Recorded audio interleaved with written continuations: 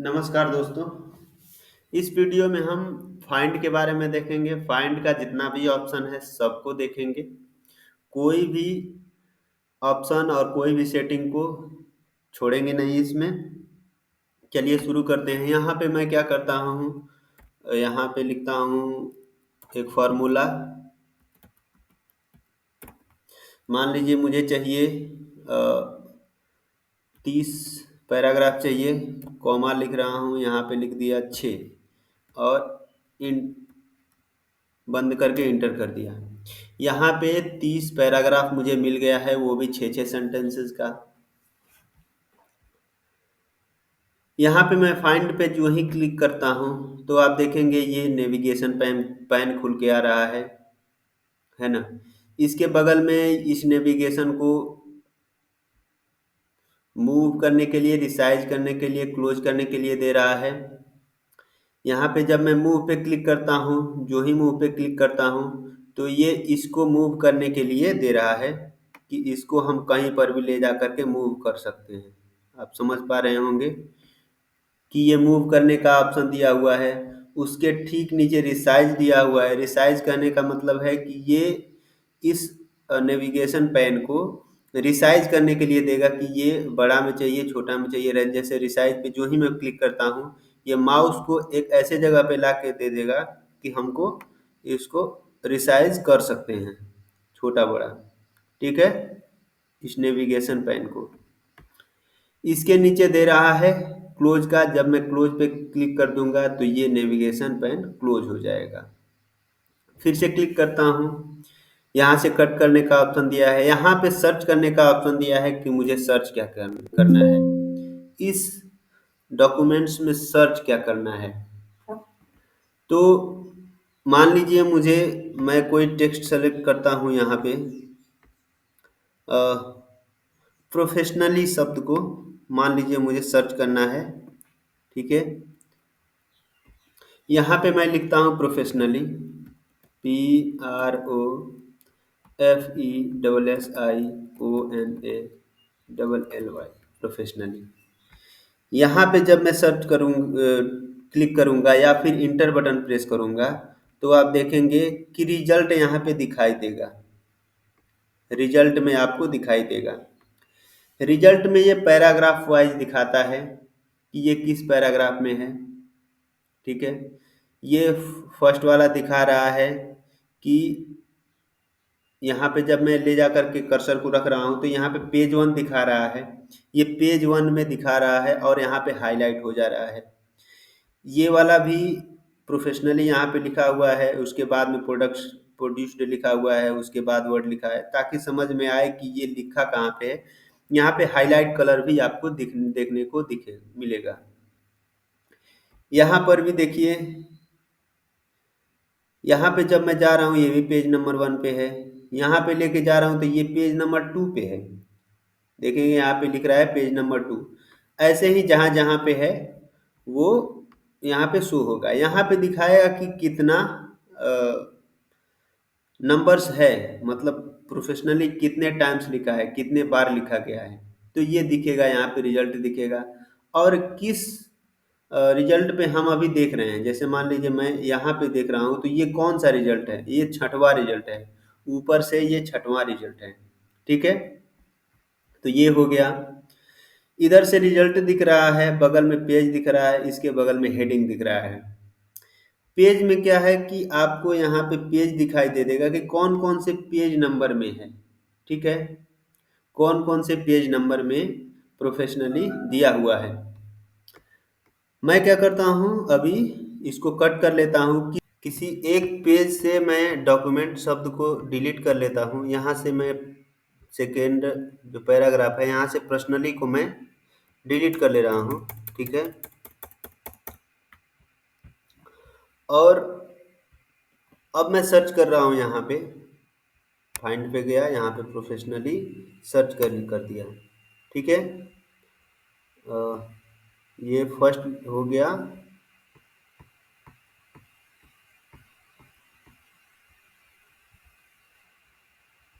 Second में 2 जगह और दिया हुआ है, इसको भी मैं डिलीट कर ले रहा हूँ। और फिर से इंटर कर ले रहा हूँ, यहाँ से भी मैं डिलीट कर ले रहा हूँ।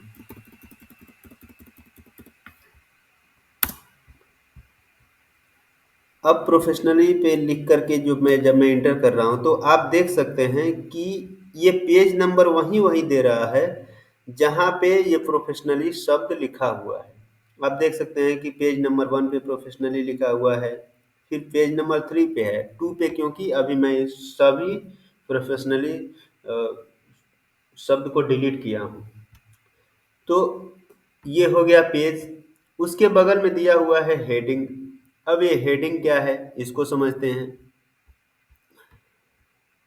इसमें है कि हम हेडिंग वाइज कोई भी टेक्स्ट को सेलेक्ट कर सकते हैं, है ना। अभी मैं क्या करता हूँ, यहाँ पे मान लेता हूँ कि ये जो पैराग्राफ लिखा हुआ है ये कंप्यूटर के बारे में लिखा हुआ है। मैं लिख रहा हूँ कंप्यूटर, ठीक है। इस और ये हेडिंग है, ठीक है। हेडिंग नंबर 1 है, मान लेता हूँ ये हेडिंग नंबर 1 है। फिर ये मान लेता हूँ कि ये लिखा हुआ है मोबाइल के बारे में, है ना।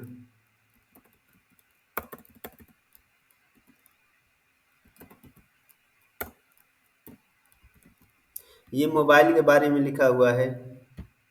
ये है हेडिंग नंबर 2, है ना। इसको हेडिंग नंबर 2 मैं ले ले रहा हूँ। इसके बाद मान लेता हूँ कि ये लिखा हुआ है कैलकुलेटर के बारे में।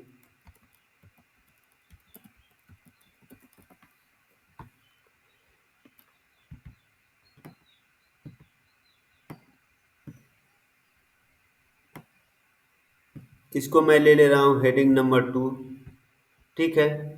तो आप देखेंगे कि हेडिंग में ये शो हो रहा है। अब यहाँ पे जब मैं पर्सनली लिख रहा हूँ,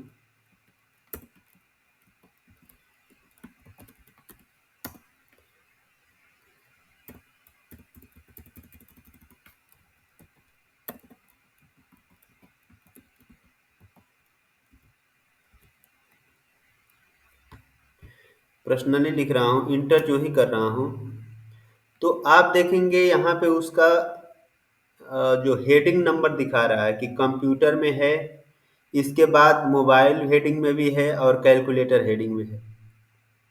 जब पर्सनली लिख दिया हूँ ये गलती से,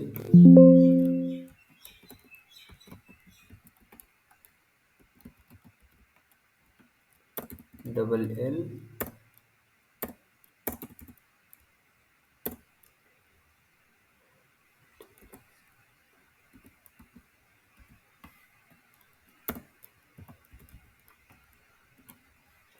प्रोफेशनली इंटर किया, तो आप देख सकते हैं कि यहाँ पे कंप्यूटर में दिया हुआ है, ठीक है।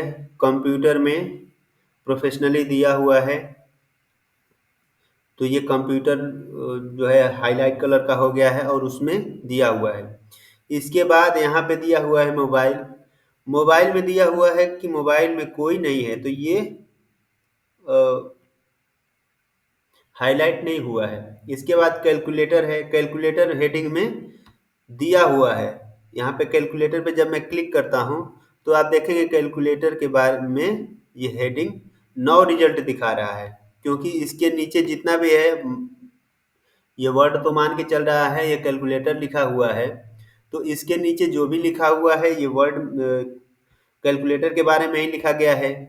ये मोबाइल पे जब मैं क्लिक कर रहा हूँ तो इसको लग रहा है कि यहाँ से लेकर के यहाँ तक मोबाइल के बारे में लिखा गया है। यहाँ पे कंप्यूटर पे जब मैं क्लिक कर रहा हूँ कंप्यूटर पे, तो ये यहाँ से लेकर के यहाँ तक से कंप्यूटर के बारे में लिखा गया है। तो ये है हेडिंग। आई थिंक आपको समझ में आ गया होगा ये हेडिंग, पेज और रिजल्ट के बारे में। इसके बाद यहाँ पे सर्च बार के ऑप्शन में आपको दिख रहा होगा ये मोर ऑप्शन, ठीक है। यहाँ पे आपको ऑप्शन दिख रहा है, यहाँ पे एडवांस फाइंड दिख रहा है, फिर रिप्लेस, गो टू, फिर इसके बाद ग्राफिक्स वगैरह दिया हुआ है।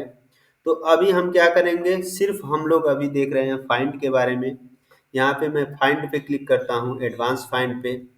ऑप्शन पे जब मैं क्लिक करता हूँ तो आप देखेंगे इस इसमें फाइंड करने का ऑप्शन दिखाई देगा। अब ये फाइंड ऑप्शन क्या है, बारी बारी से समझेंगे। यहाँ पे हाईलाइट ऑल दिया हुआ है, ये ब्लू टिक है ना। और यहाँ पे पहले शुरू से समझते हैं, मैं इसको अनटिक कर दे रहा हूँ।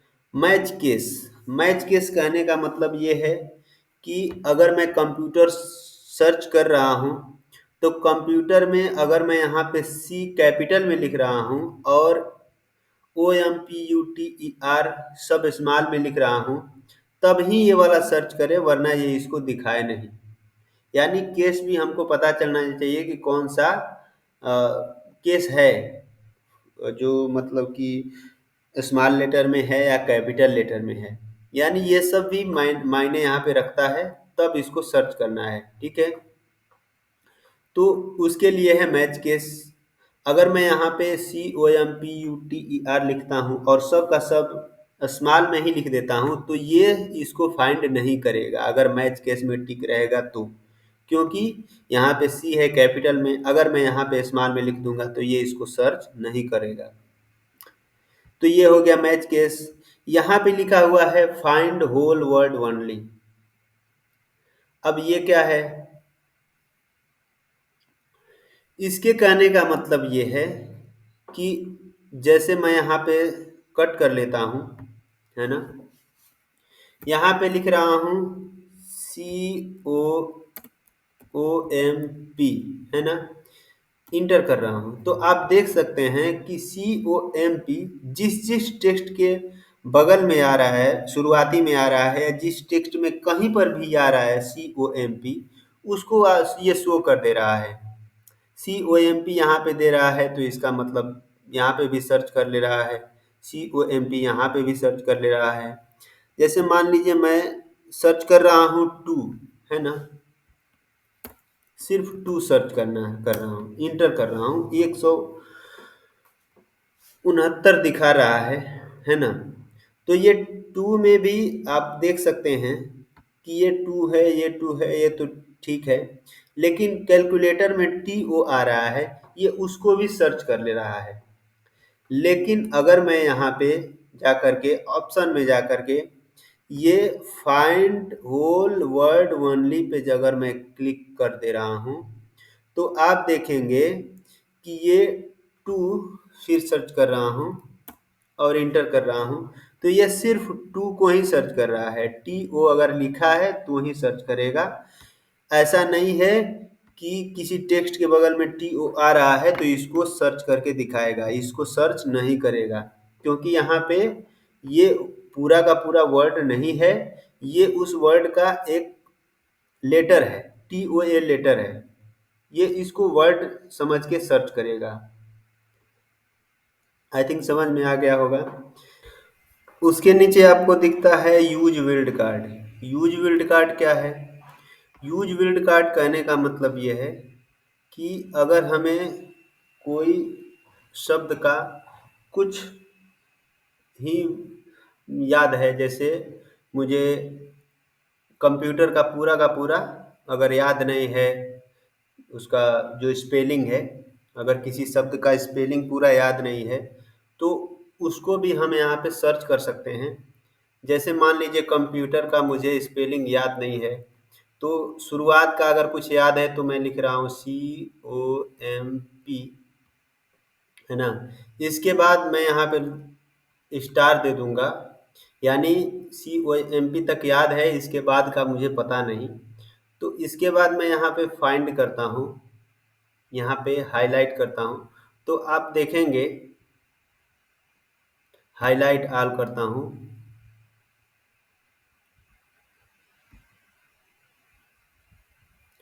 तो ये सर्च नहीं कर पा रहा है। ये क्यों हो रहा है? क्योंकि कंप्यूटर जो लिखा हूँ उसमें फर्स्ट लेटर कैपिटल में है। इसको मैं कर लेता हूँ कैपिटल में, COMP, ठीक है। इसके बाद फिर से मैं हाईलाइट ऑल करता हूँ, तो आप देख सकते हैं कि कंप्यूटर को ये ले जा करके हाईलाइट कर दिया है ना। तो ये है यूज वर्ड कार्ड। जैसे मुझे मान लीजिए कि डॉक्यूमेंट का पूरा पूरा स्पेलिंग याद नहीं है, मैं लिखता हूँ DOCUM, इसके बाद का याद नहीं है, तो मैं स्टार यहाँ पे दूंगा और यहाँ पे हाईलाइट करके देखता हूँ, तो आप देख सकते हैं डॉक्यूमेंट को ये हाईलाइट कर दिया है ना।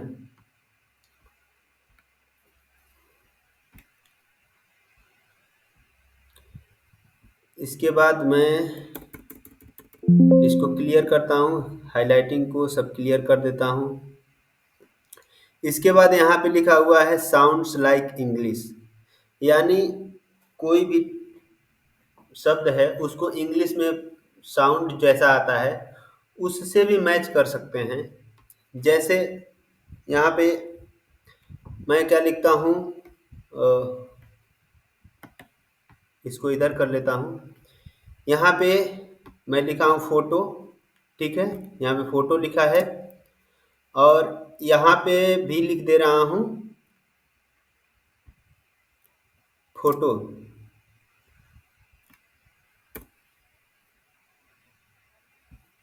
यहाँ पे लिख रहा हूँ फोटो, ये FOTO लिखा हुआ है ना। और यहाँ पे लिखता हूँ PHOTO है ना। यहाँ पे भी फोटो लिखा हुआ है FOTO, यहाँ पे लिखा है PHOTO। यानी ये दोनों का अगर हम बोलें, उच्चारण करें तो दोनों को फोटो बोलेंगे। तो इस साउंड से भी इसको हम सर्च कर सकते हैं, है ना। यहाँ पे लिखता हूँ फोटो PHOTO है ना।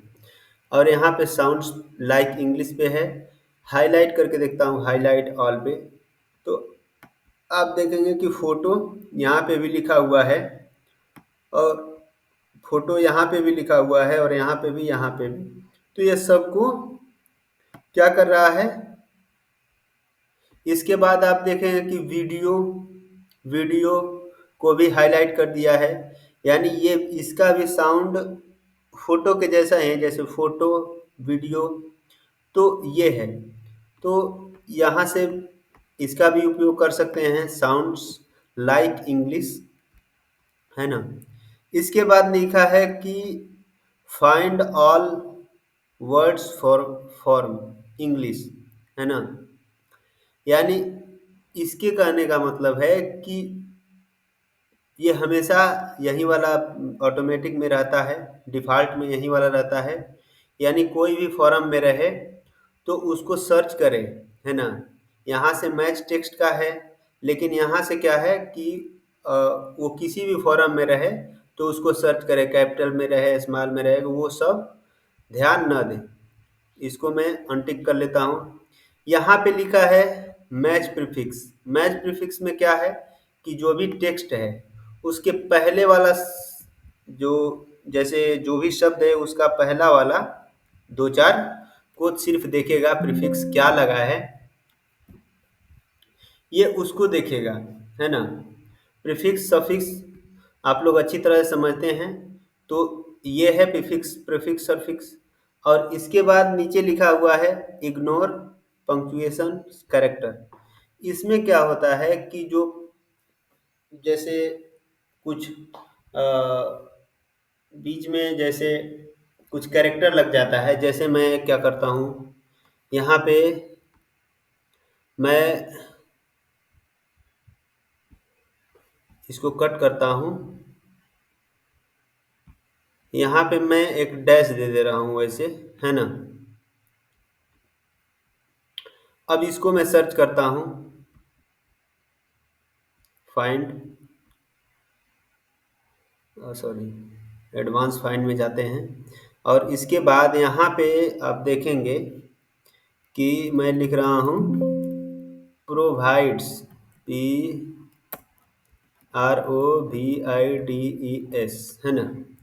अगर ये ऑल में है, ये इग्नोर पे नहीं है, तो इसको जब मैं सर्च कर रहा हूँ, हाईलाइट कर रहा हूँ, तो ये नहीं दिखा रहा है, ये प्रोवाइडेड ये वाला दिखा रहा है लेकिन इसको सर्च नहीं कर पा रहा है ना।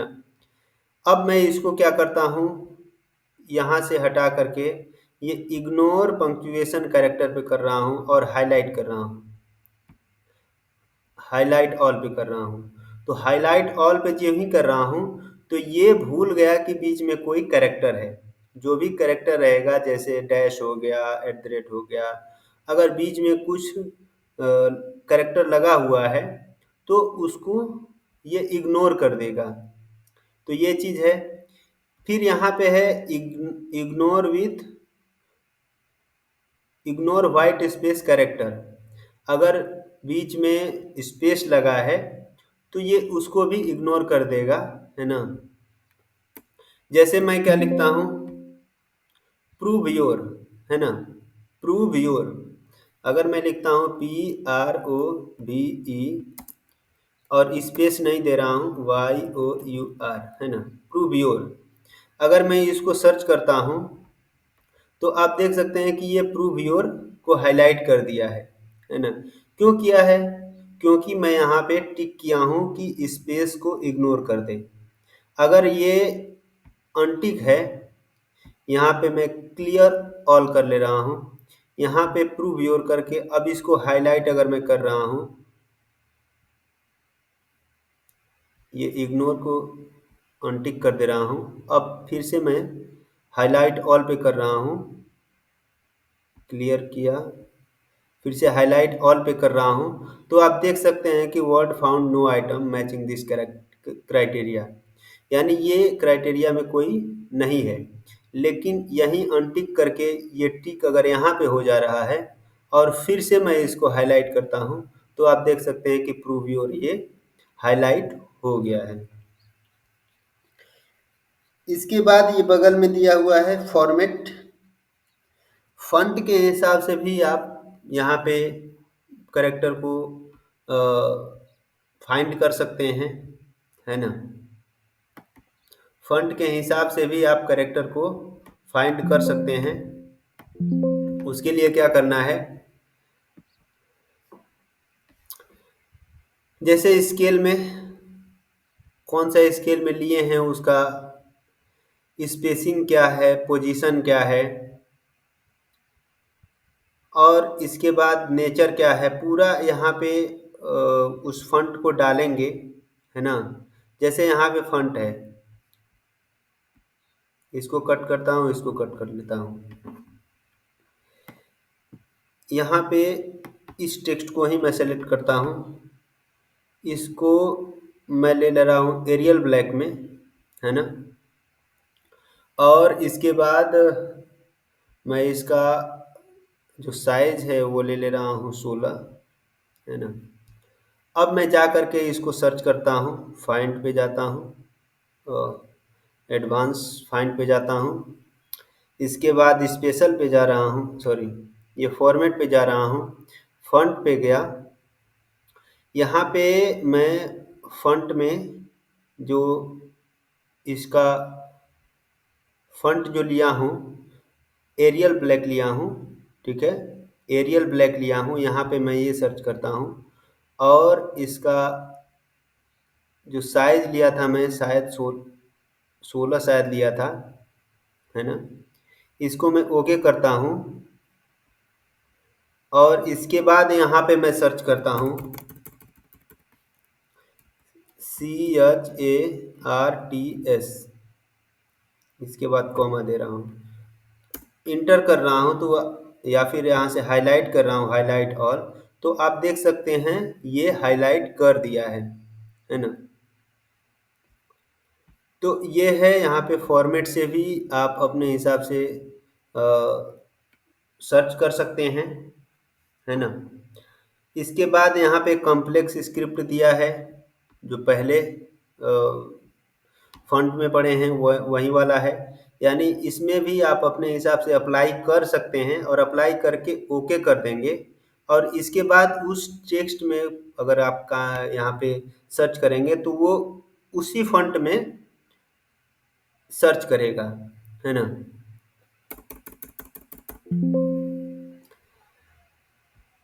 इसके बाद पैराग्राफ भी दिया हुआ है, पैराग्राफ संबंधी भी इसमें अपने हिसाब से सेट कर सकते हैं और उसको सर्च कर सकते हैं।